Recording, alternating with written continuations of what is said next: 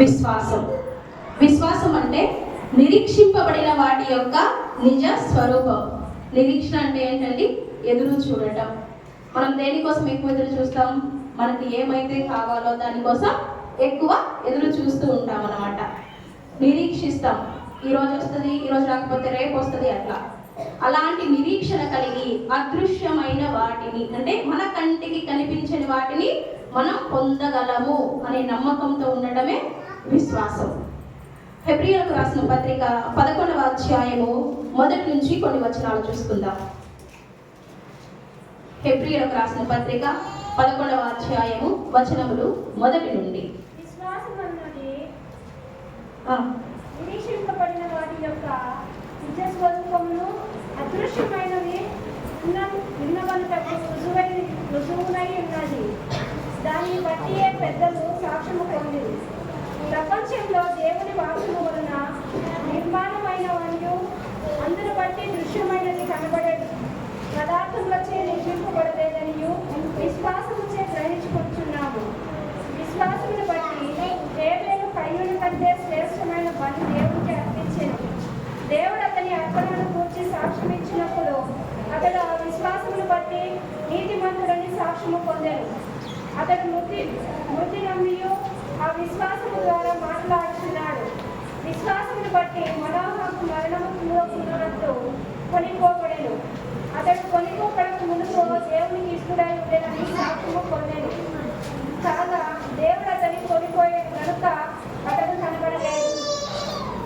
విశ్వాసము లేకుండా దేవునికి ఇష్టడై ఉండట అసాధ్యము. దేవుని యొద్దకు వచ్చివాడు ఆయన ఉన్నాడనియు తను వెతుకువారికి ఫలము దయచేయవాడనియు నమ్మవలెను కదా. చాలా ఏంటండి విశ్వాసం అంటే? విశ్వాసము అంటే నిరీక్షింపబడిన వాటి యొక్క నిజ స్వరూపమును అదృశ్యమైనవి ఉన్నాయనుటకు రుజువై ఉన్నదట.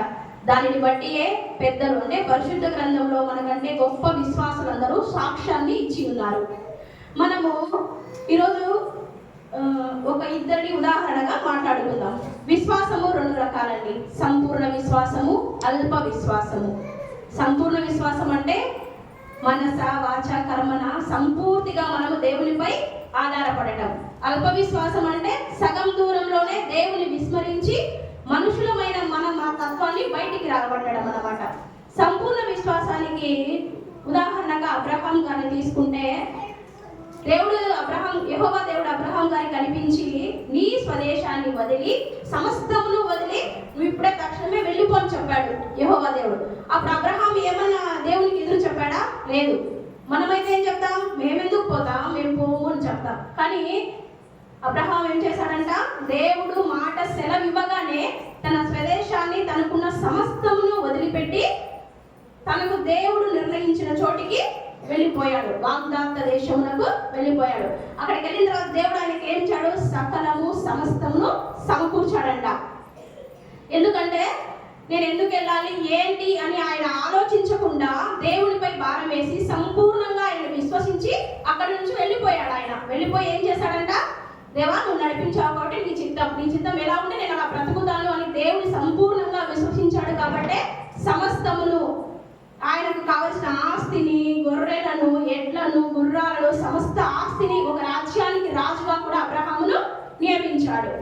తర్వాత ఏమడిగాడు ఆయన? అబ్రహాము బహువృద్ధుడైన తర్వాత శారాను అబ్రహాం ఏమడిగారంట? మాకు సంతానం కావాలి. దేవుడు కనిపించి మళ్ళీ అబ్రహాంతో మాట్లాడేటప్పుడు అబ్రహాం అడిగాడంట, దేవా నువ్వు నాకు అన్ని ఇచ్చావు కానీ సంతానాన్ని మాత్రం ఇవ్వలేదు అని. అప్పుడు దేవుడు ఏమన్నాడు? నీకు సంతానాన్ని నేను దయచేస్తానని యెహోవా దేవుడు చెప్పినప్పుడు సారా ఏం చేసిందండి? నవ్వింది. ఎందుకు నవ్వింది?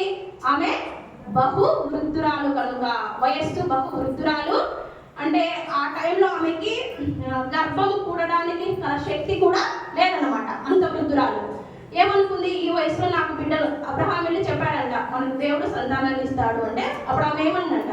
ఈ వయసులో మనకేంటి సంతానం అని దేవుని మాట యందు ఏం చేసింది? ఫస్ట్ సందేహించింది.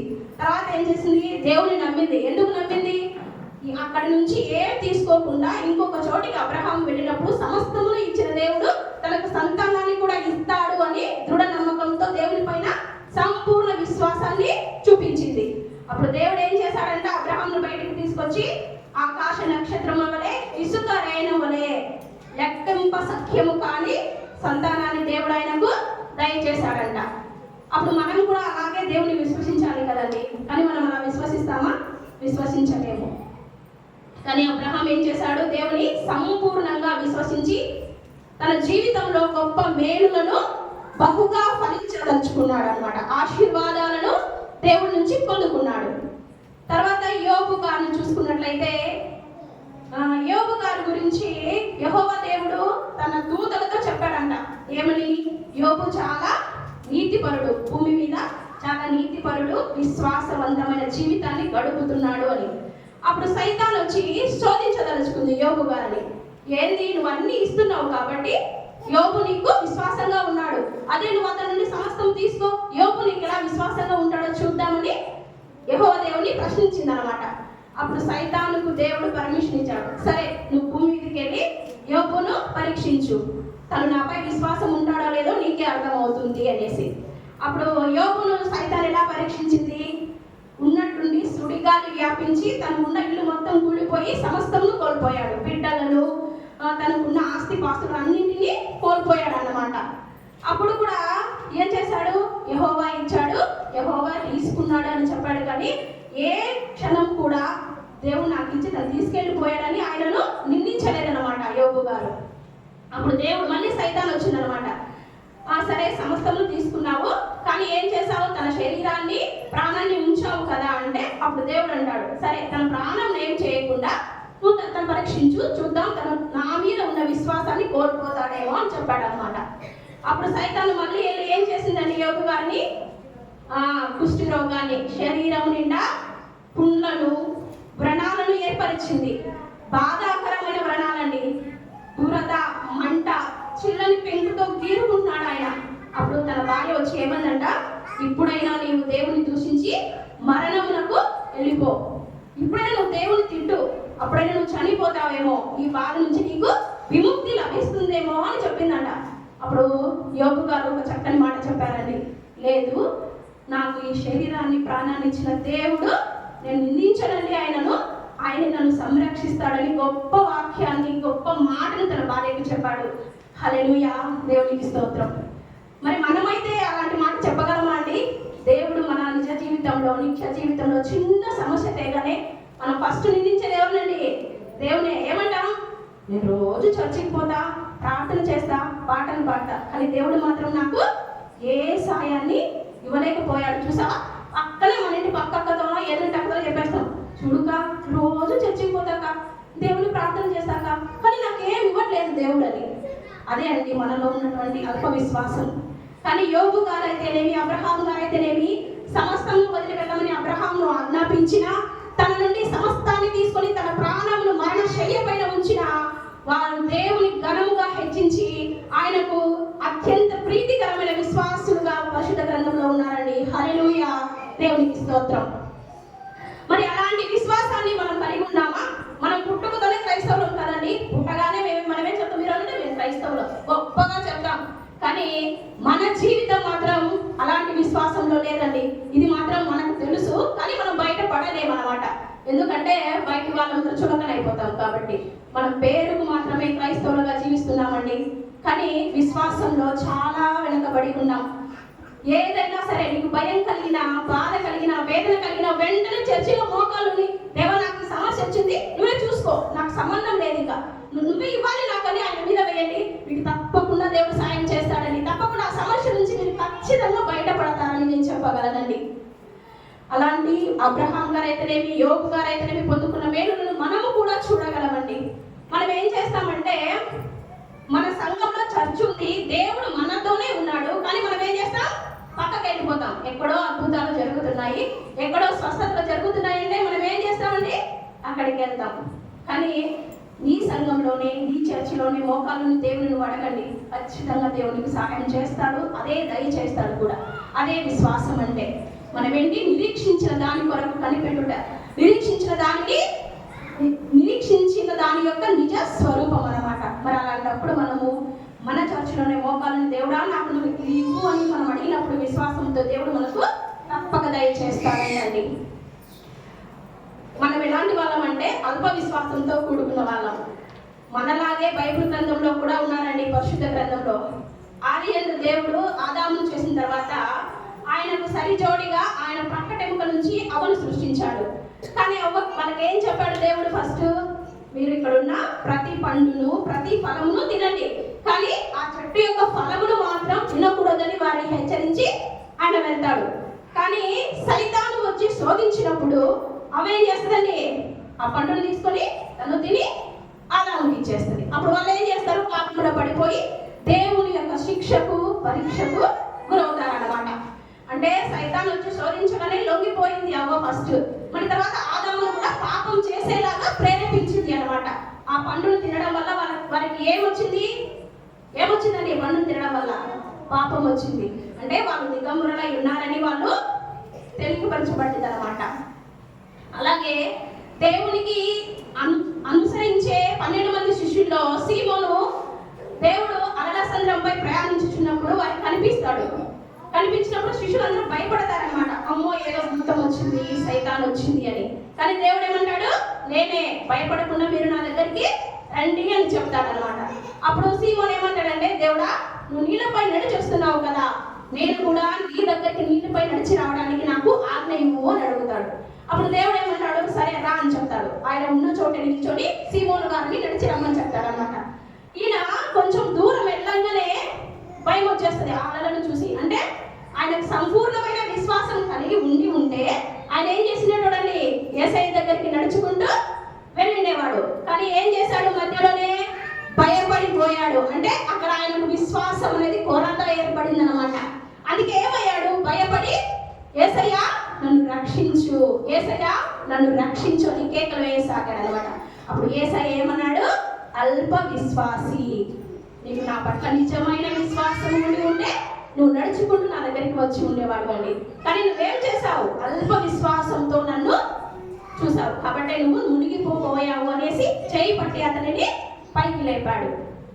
మరి మన నిత్య జీవితంలో మన అనుక్షణం ఎన్నో ఆటపోటలకు సైతాను శోధనలకు గురి అవుతూనే ఉంటామండి. అప్పుడు మాత్రం మనం దేవుడి దగ్గరికి రా. ఫస్ట్ బయట అన్నీ తిరుగుతాం, అక్కడికి వెళ్తాం, ఇక్కడికి వెళ్తాం, వాళ్ళ సలహా పాటిస్తాం, అన్నీ చేస్తాం. చివరికి ఏం చేస్తాం? బాబు మా కోసం ప్రార్థన చేయండి, మేము స్వస్థత పొందుకునేలా చేయండి అంటాం. అది కాదండి విశ్వాసం. మనం ఏం చేయాలంట? ఫస్ట్ నీకు చిన్న సమస్య వచ్చినా ఫస్ట్ చర్చిలో వచ్చి మోకాళ్ళని, దేవా ఇదిగో నాకు ఈ సమస్య ఉంది, ఆ సమస్యకు పరిష్కారాన్ని, స్వస్థతను, మార్గాన్ని నువ్వే ఇవ్వు తండ్రి అని అడిగినప్పుడు దేవుడు మనకు సహాయం దయచేసేవాడై మన దగ్గర ఉన్నాడంటండి. మనకు ఒక ధైర్యం అండి, మనం పుట్టుకతోనే క్రైస్తవులం కాబట్టి దేవుడు మా దేవుడే, మాతోనే ఉంటాడు, మాకేం భయము, మేము ఎప్పుడు పోయి అడిగితే అప్పుడు మాకు సాయం చేస్తాడని. హిందువులు, ముస్లిమ్స్, అన్యులందరూ దేవుని కృపలో బలపడి ఎన్నో స్వస్థతలు, మహా అద్భుతాలు పొందుకుంటున్నారండి. కానీ మనం మాత్రం ఎలా ఉన్నాం? ఎక్కడ వేసిన గొంగలి అక్కడే ఉన్నాం. కానీ పేరుకు మాత్రం మనం క్రైస్తవులు. కానీ స్వస్థతలు అవేమి మనకు రావు, అద్భుతాలు. ఎందుకంటే మనం పేరుకు మాత్రమే క్రైస్తవులం.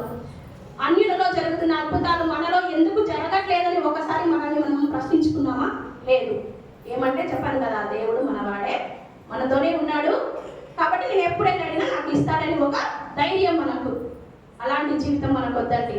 విశ్వాసంతో, సంపూర్ణమైన విశ్వాసంతో ఇక్కడ నుంచి వెళ్ళిపో, సమస్తము వదిలి అనగానే వెళ్ళిపోయిన అబ్రహాము వలె, తన ప్రాణాన్ని మరణశయ్యపై ఉంచినా కూడా విశ్వాసాన్ని కొనుక్కొని యోబు వలె మనం ఉందాం. అలాంటి విశ్వాసంలో నడుచుకుందామండి. మరి ఎంతో మంది పరిశుద్ధ గ్రంథంలో ఉన్నారండి. 12 ఏళ్ల నుంచి రక్తస్రావంతో బాధపడుతున్న స్త్రీ ఏం చేసిందండి? ఆయన అంగి అంచు తాకగానే నేను స్వస్థత పొందుతానని నమ్మింది. కేవలం నమ్మింది. ఆయన అడగను కూడా అడగలేదు, నన్ను స్వస్థపరచు దేవుడా అని. వెళ్ళి ఏం చేసింది? వెనక నుండి ఆయన అంగిని ముట్టుకుంది. ముట్టుకోగానే ఆమె ఏం చేసింది? స్వస్థతను పొందింది. అప్పుడు దేవుడు ఏమన్నాడు? నీ విశ్వాసమే నిన్ను స్వస్థపరచినది. అంటే మనం ఆయన పైన సంపూర్ణమైన విశ్వాసాన్ని కలిగి ఉన్నప్పుడు ఆయనే మనల్ని స్వస్థపరుస్తాడండి. మరి అలాంటి సంపూర్ణమైన విశ్వాసాన్ని మనం కలిగి ఉన్నామా లేదా అని ఈరోజు మనల్ని మనమే ప్రశ్నించుకుందాం.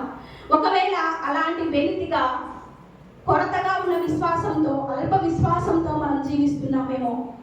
మరి అలాంటి విశ్వాసాన్ని తీసివేసి ఇదిగో ఆయన కృపలో ఎదుగుటకు, ఆయన సహాయం చేయమని, అలాంటి సంపూర్ణమైన విశ్వాసాన్ని దేవుడు మనకు దయచేయమని ఈరోజు మనందరము దేవుని అడుగుదాం. మరి కొద్దిపాటి సమయాన్ని నాకు అనుగ్రహించినందుకు దేవునికి స్తోత్రం. ఒక చిన్న ప్రార్థన. ప్రేమగల నా తండ్రి, అయ్యా, నాకు తెలియని మాటలతో నీ వాక్యాన్ని చెప్పి అని పంచుకొని చుండగా నీవే నాకు తోడై ఉన్న నా గొప్ప దేవా నీకు స్తోత్రం. మరి ఇదిగో తండ్రి, ఈ వాక్యాన్ని పఠించడంలో కానీ చెప్పడంలో కానీ ఏవైనా పొరపాటు జరిగి ఉంటే నన్ను క్షమించమని అడుగుచున్నానయ్యా. మరి కొద్దిపాటి సమయాన్ని నాకు అనుగ్రహించినందుకు నీకు వేలాది కృతజ్ఞతలు చెల్లించుకుంటూ ఏమన్నా మా యేసయ్య ద్వారా వేడుకుంటున్నాను తండ్రి. ఆమేన్.